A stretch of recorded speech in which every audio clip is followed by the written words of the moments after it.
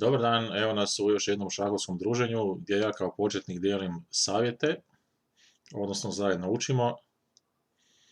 I evo preporučujem stranicu lichess.org gdje imaš besplatno ove stvari iz taktike i kaže strategije, šta već, preko 100 zadataka raznog tipa. I sad jako zgodno je ako možeš napraviti ovo, otkriveni napad. O čem se tu radi? Tu je ovo, na primjer ovoj tu poziciji, ako makneš ovog konja, onda će top napadat kraljicu. I sad on se može maknuti. Može ako ti s ovim konjem isto nisi napravio neki napad. Kao što je šah. Tako da je ovo jako nezgodna situacija za suparnika. Znači, gledaj ovo. I sad to trebaš vidjeti. Ti to trebaš kao igrač primijetiti. Da to možeš povući. Da sad u ovoj situaciji ne vučeš ovo.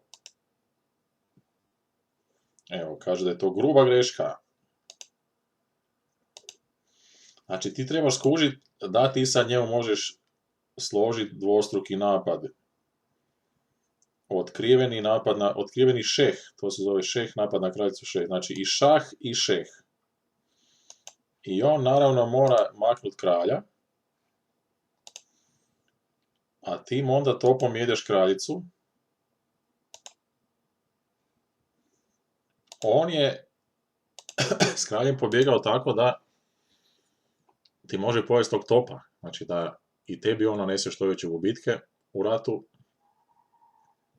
Znači kad je dobio šah nije otišao ovamo ili ovamo, nego kao znao je da ćeš ti onda doći ovamo. Nadaš se da je znao, mislim on se nada da je dobar igrač. Znači dobar igrač vidi šta će biti, gledaš uvijek unaprijed šta će se sve dešavati.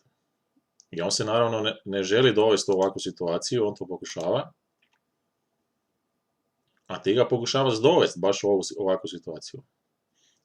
Znači, 1 i 2. Otkriveni napad. Otkriveni šah je isto stvar, moćna fora, znači kad makneš konja bit će mu šah, a ti s tim konjem napadaš kraljicu. Znači on sad mora maknuti kralja, opet ga makne taman da tebe pojede, ali ti si dao konja za kraljicu i to je to. Dakle, pokušaj to primijetiti kad igraš. I naravno na riktaci. Treći je, gdje je tu prilika za otkriveni napad? Viš ovaj lovac može napast topa. Ako mu se makne pijun. A taj pijun napada drugog topa. Kakva brutala. Znači, gledaj, napusti mu dvije figure odjednom i on bi sad trebao imati dva poteza. Tad bi ih maknuo. Ali ima samo jedan. Tako da sad bira kojeg topa će spasiti. Može tako da zaštiti da mu onda ne pojede. Znači, što je on napravio? Evo, tak je. Znači, kad pojedemo ovoga, onda on pojede ovoga. Ali smo mi u plusu.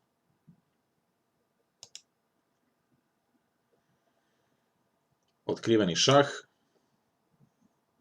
Kad makneš konja, dobit ćeš šah od topa. Ti sad ovdje možeš njemu naravno i pojesti topa. Ovaj kaže da je to loše. Da, jer je on pojeo tebi konja. Ti računaš što sve može biti. Znači ovdje idemo na to da mu damo otkriveni šah. Znači konja treba maknuti, ali s njim nešto i napast. I sad, on preporučuje da dođemo ovamo. Da mu napadnemo topa, ali ja bi njemu napao kraljicu. Po mojem bi mu napali kraljicu, znači dođeš ovamo. I sad, ovaj pijun neće pojesti sad konja, jer je njemu šah. Crnome je šah. mora se zaštititi, mora tu nešto staviti, a nema šta, znači onda mora maknut kralja, bilo kamo, makne ga ovamo. Da, i ti mu sad pojedeš kraljicu. I on tebi pojede konja, ali ti si u velikom plusu i kompjuter to nije tak zamislio. Ja mislim da je to bolje. On je htio da mu pojedemo topa.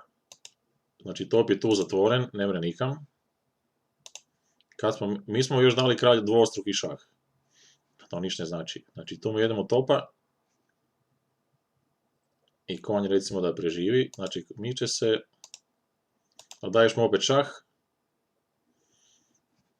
I kaj sad? Ne mre ni tu. To mu je mat, pa mat mu je. Kakva drama! Kakva drama, nisam to ni vidio. Znači matirali smo ga. Znači, treba to u šahu primjećivati, eto baš to. Znači, da primjećuje šta se sve može odigrati. Šta se može odigrati. I to je stvar šaha. Uvid u situaciju. Sposobnost uvida u situaciju. Eto, znači, preporučujem vam tu stranicu lichess.org, besplatnu, i tu imaš razne fore. Danas smo vidjeli otkriveni šah, odnosno otkriveni napad. Probajte to namjestiti kad igrate. Doviđenja.